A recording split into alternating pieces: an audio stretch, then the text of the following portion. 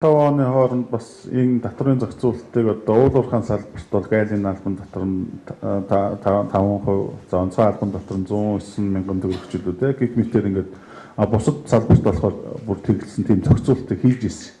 За энэ зохицуулалтыг хийж явах үед ямар сөрөг үр дагавар гарсан бэ гэхээр ерөөсө бөөний борлуулалтын масс маань огцон унаад ерөөсө жижиглэн рүү шилжчихсэн. Бараг нөгөө 60-40 харьцаатай явж исэн нөгөө харьцаа маань 90-10 болоод ерөөсө бөөн бол нэг 10 орчим хөвлөж байна. Яасан бэ гэхээр ерөөсө жижиглэнгийн үн маань бөөний үнээсээ хямдхан болсон. Тэгэхээр нөгөө энийг зохицуулт их даягийн төвхтэй нэг тийм одоо юу гэдэг нь зохицуулт хийж ирсэн түүх байдаг.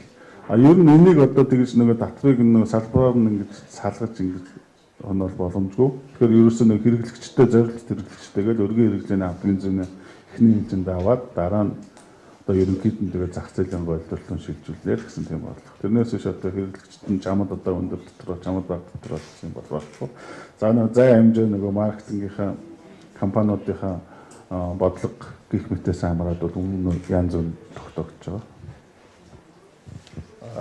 Хандад тодруулж байгаа татвар сонирхтгийн хувьд зөвхөн тухайн онцгой сүүлийн үеч гэсэн аав дэргэд маань энэ Twitter, Facebook те одоо нийтийн хэвлэл мэдээлэл хэрэгслээр энийг бас хөндөж ярьж байна. Тэгэхээр та бүхэн бас бодоод үзээрэй. Роснефть компани Монгол улсад орж ирээд бензин шатхууны үн огцон буурчих юм шиг тайлбар яриад байгаа. Энэ бол тийм биш шүү. Роснефть компани буйны байгууллага биш, бизнесийн байгууллага. Монгол улсад оруулж ирж байгаа төв шатхуун нь мэдээж л бас зах зээлийн үнээрээ л орж ирнэ. Орж ирээд Монгол улсад 40 төгрөг мөрдөгч улсын хурлаас тогтоосон татврын хувь хэмжээний дагуу засгийн газраас тогтоосон тоо хэмжээний дагуу татваруудаа төлж л таарна. Хатуулан тээврийн төмөр замынхын зардалыг энэ тээвэрлэгч компаниудаараа бас төлж л таарна. За тэгээ борлуулалтын үйл ажиллагааны зардал бас л мөнгө хэмжээгээр гарч л таарна. Тухайн компани буйны байгууллага биш болохоор ашигтай л ажиллахаа бодно. За тэгээд та бүхэн одоо энэ өнөөдөр үсэж байгаа нөхцөл гадна дотны компани орж ирээд ажлаа сайжирчих юм шиг тэрийг та бүхэн өөрсдөө төв шинжилгээгээ хийнэ үстэй. За газар нутгийн боловсруулах үйлдвэрийн асуудал за сүүлийн олон жил яригдж байгаа асуудал мөн. Олимпийн жил уу эсвэл сонгуулийн жил гэж ярьдаг. Тэр үе маш их яригддаг, эрчтэй яригддаг. За одоо сүүлийн үед болохоор сайн шандын бүс нутагт газар нутгийн боловсруулах үйлдвэр баригдах талаар бол энэ бол нэлээд урагштай явж байгаа. 2015 онд Бүгд найрамдах энэтхэг улсын ерөнхий сайд эрх мөндөд мод Монгол улсад ажиллахдаа нэг тэрбум Америк долларын тэнцэх хэмжээний зээлийн шугамыг нээж өгсөн. За 2016 оны улсын хурлын сонгуулиар байгуулагдсан засгийн газар энэ зээлийн шугамыг газар нутгийн боловсруулах үйлдвэр барихад зарцуулах нь зүйтэй нэ гэдэг холбогдох шийдвэрийг гаргаад улсын хурлаас оюухан батлуулаад энэ асуудлаа Бүгд найрамдах энэтхэг улсын талд тавьсан байгаа. За энэ оны эхний удирдлагаа багтаагаад Бүгд найрамдах энэтхэг улсын Indian Engineering Limited компани техник эдийн засгийн нэрвсэн үнэлгээг хүлээлгэх ажил нь бол хийгдэх юм аа. За тэгээд энэ ажил маань хийгдснээрээ одоо газар широоны ажил хийгдэх байх. За үүнээс гадна энэ оны 1-р сарын 3-нд Монгол газрын тус боловсруулах үйлдвэр тэр сайн шандын бүс нутагт баригдах үйлдвэрийн одоо талбай хүртэлх авто зам, төмөр зам, цахилгаан эрчим хүчний дэд бүтцийн асуудлыг шийдвэрлэх зорилгоор санхүүжилтийн одоо хөгжлийн банкнаас хийж гисэн байгаа. Тийм шийдвэр гарсан байна. Баярлалаа. Саяхан нэг таад хэвлэл мэдээлэл анзаарсан бол нэг гайхалтай буурал бурхан болсон байгаа. Намжингаа би амдраг бол тэгж харсан шүү. Энэ хүн бол одоо нийт боловсруулах үйлдвэрийг барья гэж олон жил явсан. 10 гаруй жил явсан. Сүүл над дээр хүртхүүтэйгээ дагуулж ирж хэдэн хайрцаг төслөө над үзүүлж яасан. Бүр аргаа ороод миний хүн энийг цааш нь авчих байхыг нь нас хүрэхгүй юм шиг байна гэсэн. Үнэхээр бүрээгүй. Тэр хүн бол 4 сая тонн нефть боловсруулах тэр ажлыг хийгээд бүр Японуудтай хамтраа тээцүүн гарцсан. Тэгээд энэ дархны тэнгээд нэг яваад тэгээд яагаад энэ ийм хүмүүс өөрсдөө хөрөнгө гаргаад ингэж яваад байхад яагаад боогод байгаа юм бэ? Энэ бол том төслүүд бол манад ард нь том авилга байгаа. Яагаад том төслүүд явахгүй байгааг бол энэ авилгалын асуудал. Нэг үгэлэхэд. Манай эрчим хүчний том төслүүд яагаад зогсов? Дандаа авилга. Тийм учраас энэ авилга гэдэг эдээ бээрийг бид нэр шахаж гарах хэрэгтэй. Нэгдүгээр нь. Хоёрт нь сая ерөнхий сайд Солонгос улсад явж байхдаа бол энэ нефть боловсруулах үйлдвэрийг гардан авч өөрөө хариуцаж дуусгах гэсэн амлалт өгсөн байгаа. Энийг ч бас та хэвлэл мэдээлэлээр үзэж байгаа.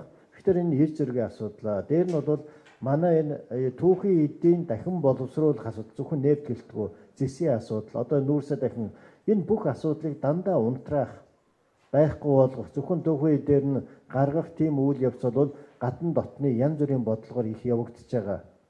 Тийм учраас манай танхим маань энэ Монгол улсад хэрэгтэй нэг 10-аас 15 төслийг авч зарлая гэж байгаа. 18 онд. Тэгээ энэ төслийн хуурай эцэг нь байя. Энэ төсөл аль шатандаа явж гин, тээцүүн яаж явж гин, ямар мэрэгчлэнгүүд орж гин, аль дараатай гарын үсгэн гацж гин гэдгийг танхим маань зарлая гэж энэ бас төсөл явагдаж байгаа шүү. Тэгээ бид нар өөрсдөө хяналтанд оруулахгүй бол энэ уучлаарай өнгөрсөн жил манайх засгийн газрын шийдвэр гарсан шүү дээ.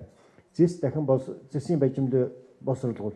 Засгийн газрын шийдвэр гараад Европоос над санал ирсэн дарга нарт нь тавьсан 1.2 тэрбум еврогоор зэс босолтыг л тагчиг болсон. Тэгээ дараа нь өөр өөрчлөлт. Тийм учраас бол бид энэ том төслийн хойно явж байгаа том стратегийн асуудал дээр бол монголчууд нэгдэж мэрэгжлийн шинжлэх ухааны үндэстэйгээр асуудал хандах тийм төвлөрсөн систем бас хэрэгтэй байгаа шүү. Энэ асуудлыг тавихгүй одоо стратеги өдрөм шатлсан материал дээр бас яг л тийм асуудал байгаа. За.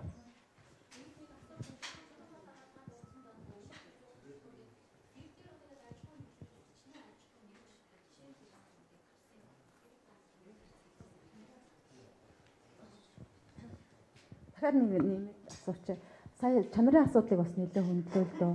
Тэгэхээр чанарын асуудал дээр одоо сүүлийн үед бас одоо сошиалар бол нэлээд мэдээлэл явж байгаа. Яагаад вэ гэхээр одоо Монгол улс өөрсдөө үйлдвэрлэлээ чанаргүй шатхуун гаргаад байна гэсэн юм мессеж явж байгаа. Дээрээс нь одоо ингээд автобус шатсан энэ бас чанаргүй шатхуунтай холбоотой. Тэгээд гайлын яг нөгөө нэг нарийн тийм мэдээлэл авъя гэд бид нар сэтгүүлчд ханддаг. Гэсэн хэдий ч нөгөө тийм нарийн тооцоог бол яг авч чадахгүй байгаа өнөөдрийн хүртэл. Энэ чанаргүй асуудал, чанарын асуудал дээр одоо яг юу хэлэх вэ? Манай мэрэгчлэлт маань гараа явчих боллоо. Би статистик мэдээлэлээс таамаглалаа бол өмнө тавьсан байгаа шүү. 2011 онд баха 20 мянган тонн орж ижсэн нафта, керосин бас нэг 3 дахь. Энэ бол сүүлдээ 100 мянган тонн болсон байна. Энэ бол өөрөө онцгой давтаргүй галентроос чөлөөсөн засгийн газрын тогтоолоор. Тэгээ энэ бол манайх үйлдвэрлэегүй ш. Ганцхан Эрдэнэтэд нэг А80 үйлдвэрлэж байгаа нэг үйлдвэр байгаа. Тэр бол бага хэмжээний. Үлдсэн нь хаашаа шингэчээд байгаа. Тийм учраас энийг онцгойд оруулаач гэж танхим санал тавьсан. Одоо онцгой давтарт орж байгаа. Онцгойд орчих юм бол энэ нэмэлт юм орж ирэхгүй. А нөгөө талаасаа би хэрэглэгчийн хувьд бид нар хэрэглэгчийн хувьд бол бас энэ техник хэрэгслээс бодмоор насаар ажиллах ганц машин авдаг. Бензин ноцоос 100 болохтой эвдэрчдэг. Энэ асуудал байгаа шүү дээ.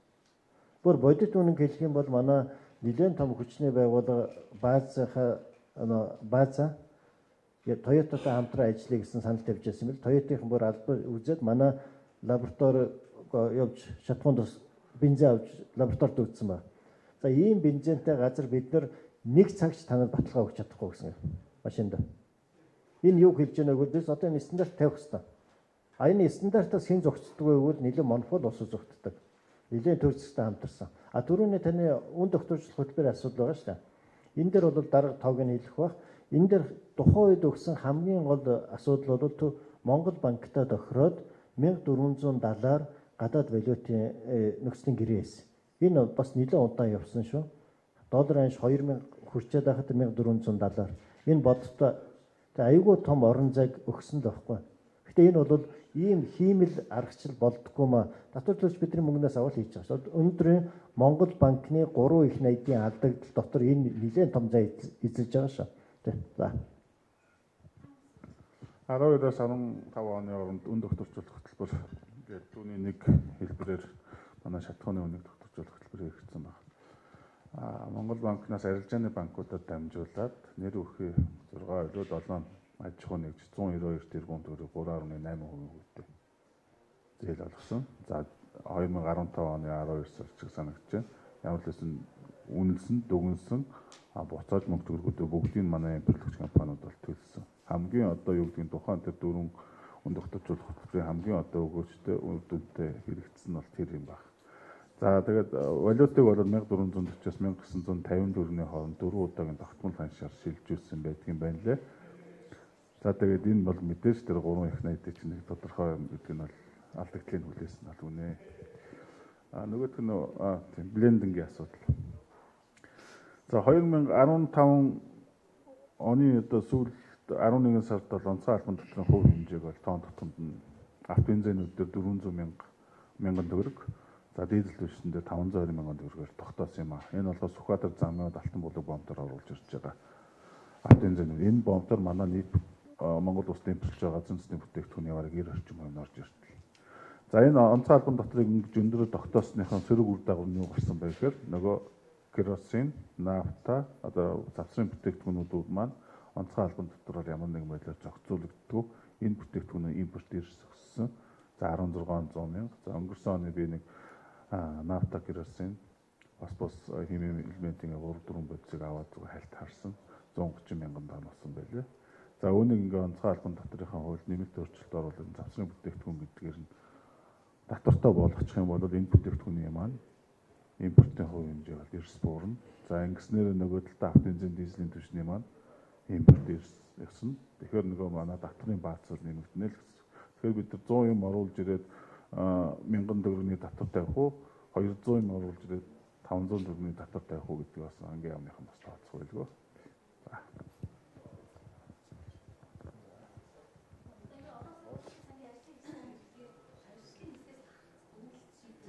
Сангийн амнаас нь сайн асуусан дээр. Би ч ууг бол. Хүний зөвлөлтөөр шатны талаарч чинь за 2060 тэр бомын татаас нэг тийм яриаггүй шүү. 60 тийм яриаггүй шүү. Яг бол таамагаас сонсноо тийм мэдээж явж байсан. Эсвэл ганцхан албан татварын хувь хэмжээ бууруулах гэсэн энэ хөл хоригдлын нэг шаардлага тавьж байгаа гэсэн юм ярьдаг гэсэн байхгүй юу?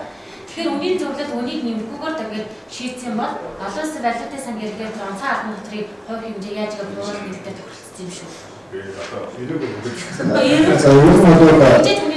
Бас хэд мэдээллийн хэлэхэд 2017 оны 4 сарын 13-ны өдөр тэр 7 төрлийн татварын асуудлыг улсын бүр баталсан. Их хурлын онцгой эрх асуудал шүү дээ. Гэхдээ тухайн үед манай танхимд албан ёсоор байр суурь илэрхийлжсэн. Тэр үед 400 тэрбум татварын орлого бийцсэн байсан. Өнөөдөр бол 17.1.3 их найдаар татварын орлого бүх төрлөөрөө даваа бэлдсэн шүү дээ. Бүүний төрлөөс усна. Тийм учраас дахиад бид нар тавьж байгаа. Татварын орлого давж биелээд байгаа тохиолдолд татвар нэмэхэ болооч наа чин галжуудлал үүсэж байна гэдэг энэ цалингийн асуудал, тэтгэврийн асуудал нэлээд явцсан байгаа. Онцгойг бол нэг онцгой гэдэг утгаар нь тавьсан байгаа. Онцгойг ч өнөөдөр бас нэг шатах туслах материал өгөхгүй энэ олон улсын барилгасантай холбоотой байж магадгүй. Тэгэхээр нэг нөгөө хэлэхэд эднэртэй гэрээнд орж исэн өмнөх засгийн газрын сангийн сайд буюу ерөнхий сайд нар энэ асуудлуудаа нийгмийн зөвшөлтслийг хийгээгүйгээр дур мэдээ хийсний гайшаа. Энэ 7 татварыг оруулж ирэхэд танхимтай ярилцаагүй. Монголын үйлдвэрчний эвлийн холбоотой ярилцаагүй. Одоо ажил олбот эзэдийн холбоотой ярилцаагүй. Нэг сайд л аваачаад нуусаар байгаа тэгэл тавьчаал дараа нь нийгэмд ийм асуудал тавьж байгаа шүү.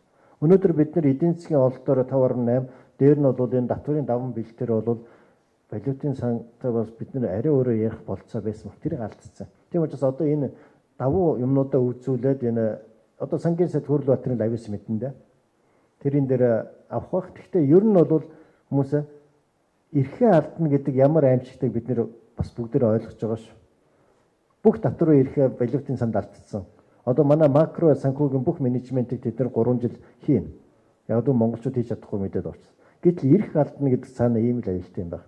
Энийг бол бүгдээрээ бодолцсон. Гэхдээ энэ бол одоо ирээд нэлээ суух болов гэж бодож байна. Тэгээд олон улсын валютын сантаас бидний загвараа яа валютын сангийн бас нэг дутагдaltaй тал байгаа. Микро эдийн засгийн дээр ерөөсөө ажилтгүй. Макро эдийн засгийн том дээр онлын хувьд гаргаад байдаг. Яг Монголын микро эдийн засаг юу болж байна? Яагаад эдийн засгийн 5.3 өсчих вэ? Зөвхөн нүүрс биш, маш олон нөлөөлсөн шүү дээ. Тэр ерөөсөө ярьдаггүй байхгүй. Тийм учраас микро эдийн засгийн давуу талаа сангийн сайд тайлбарлах байх. Бизнес хүсэл тавьдсан байгаа Солонгослогт хэрвээ микро эдийн засаг тайлбарлыг бол би бас очиж тэнд уулзч болно шүү гэж байгаа юм. Тийм тал талаас энийг зохицуулт харъя да.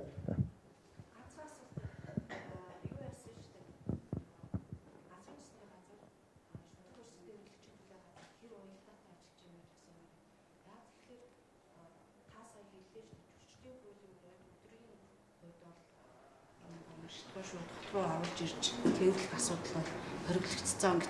Гэтэл нөгөө магнат ирээд дээр одоо хомсдол зохиомдоор үүсгэсэн гэж шууд нөгөө юу тавьчихж байгаа аахгүй юу? торгуул тавьчихсан шүү дээ.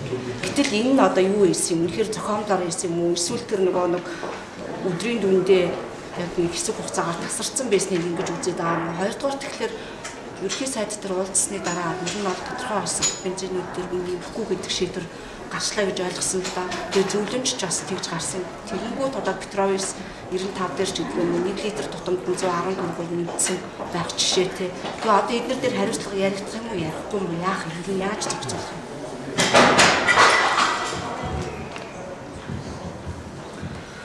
Шудраг улстай өргөлтөгчийн төлөө газраас альбом тод манай дээр ирсэн. Даваа асуудлыг судалж байгаа. За манай тэр компани тусгай зөвшөөрлөгдөд үзүүлэлтээ юм альбом тод байлаа. За хэрвээ энэ асуудлыг өнөөдөр ингэж хөдөлгөж чинь бол одоо энэ үсэд байгаа хамтлаас судалж байгаа юм тийм их. Манай тэр компани болон зах зээлийн 15-аас сард гэж үзэж байгаа. Онлайн мотор тиймэр гаргаар үзэж байгаа шүү дээ бодлолоор. За зөрчлийн тухай хууль угаасаа тэр өдрийн цагаар тээвэрлэх юм хуулийн дагуу хэрэгжүүлсэн баг. Энэ бол тэр нэг холбогдох одоо нэг цагтаа замын цагтаа ч гэх юм бид нар зөвлөмж үүсгэж явж байгаа. За манай агентлаг шудраг устай эрхлэгчийн төлөө газар болохоор одоо энэ зөвлөмж гарсны дагуу асуудал хяналтаа тавьж явж байгаа. За тусгай зөвшөөрлөг одоо үзүүлэх хэсэг асуудал нь болохоор тэр холбогдох тэр зөрчлийн тухай хуулиараа тэр эрх үхийг байцаагч наахтаа тавиад ирүүлээд за энэ 2 сарын 10-наас хойш бас тэр тухайн компанийн бүтэц борлуулалтын зардал мөрдөлтөөр дахиж тооцоо хийж аваад юм үнэхээр бодиттой үүссэн алдагдлыг үгүй гэдгийг дахиж яана гэсэн тэр дид ажлын хэсгэнд үйлдвэрсэн. Тэрний дараа энэ асуудлыг шийднэ. Ер нь бол ингэж шууд одоо шууд үзүүлж одоо шууд хүчин болгох чинь гэсэн юм байна. Одоо шууд өнөөдрчлэгт хэлэх үг алга. За энэ зөрчлийн хууль бол 7 сарын 1-ээс хэрэгжсэн. Энэ хуультай холбоотой аж ахуй эрхлэлж маш хүндрэлүүд бий болж байгаа. Тийм учраас улсын хурл тухайн байнгын орон бол энэ хоёр чуулганы хооронд авч хэлцээ гэсэн энэ хуулийн нэмэлтэн дээр тэгээд хэд мэдээлэлээр дамжуулаад ялангуяа 7 сарын 1-ээс хойш зөрчлийн хуулийн дээр байгаа тэр процессын алдаануудыг бид нэр танхимлуу байнга өгөөрөө яс ажлын хэсэгт нас орох гэж найдаж байна. Тэгээд бид нар бас анзаараагүй хийсэн юм билээ. Дандаа 3-4 сая компаниудыг торгодог. Одоо ерөөсөө ихэнх компаниуд мэргэжлийн талаас татвар нийгмийн даатгалаас нэг л тайлан нэг хоцрох юм бол 4 сая. Дахигүй бол прокурор дээр очно гэдэг. 400 прокурорын хэдэн сая хэргийг мөрч чадахгүй шүү. Тэгээ сүүлдээ энэ чинь бүр завхарл болоод одоо зарим нэг байцаагч нар зарим нэг агентлагийн баг өөрөө анхан шатны мэдүүлэг авна гэдэг эрхтэй юм шиг загнаа сууж байна. Энэ бол маш том гажуудлыг эхэлсэн. Тэгээ энийг нэмд урд сайд ус анхаарал даруйхан одоо энэ зөрчлийн хуулийн нэмэлт өөрчлөлтүүдийг оруулж бас аж ахуй чөлөөтэй эрхлэх тал руу явах хит хатуу болсон бол бас гадарлаад байгаа шүү. Тэ. Та илүү сайн мэдээлэл өгөөрэй. Тэ. Нэг зүйл миний төсөж тэгээд ажилтны санд одоо татварын эрхүүдээ ямар амар шалтгаан үүслээр байна.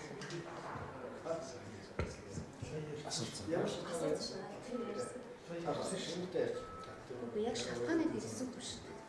За, ерөнхий шалтгаанууд юм гарсан ба. Одоо шууд хэлж 16 оны сүүлээр манайх хасах 1.6 та гарна гэд тухайн үеийнхээ орлогыг бодох дээр зарлага нь хамаагүй болсон орлогоо нэмэхдээ манай тухайн сангийн сайд валютын цаандаа гацхан татварын тоог нэмчихэд хандсан байхгүй. Гэтэл яг тэр 4 сард татварын орлого 400 тэрбумаар давсан. Одоо 1.3 их найдаар давсан байгаа шүү дээ. Энийг урьдчилж харж чадаагүй маа. Тийм учраас ганцхан хасагтаа гарах юм чинь зардлаа нөхөхийн тулд татвар нэмдэг. Гэхдээ татвар нэмээд орлого нэмэгдэггүй гэдгийг мэдэхгүй бол улсуудын хийсэн ажил шүү. Нэг үг хэлээ. Гэхдээ одоо энэ алдаагаа засах гээд явж байна. 25-наас өмнө улсаараа хараа идэх тэр улсуудыг. За баярлалаа та бүхэнд.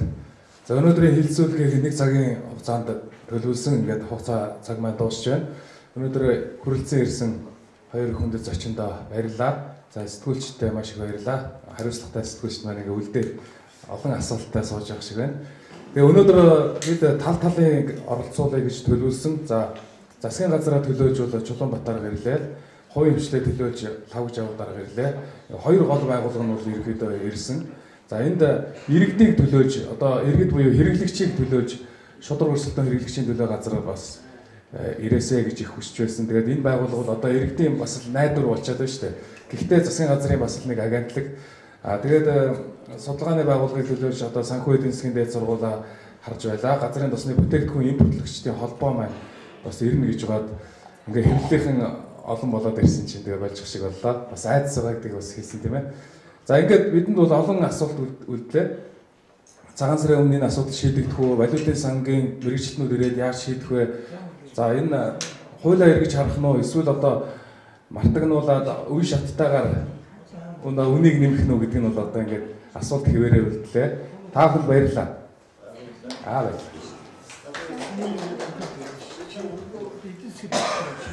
Өнгөрсөн 4 жил 3 тэрбум Америк доллараар зам тавьсан шүү дээ өндөр хүйтэй. Одоо тэрийг төлөх гэж ядарч байна.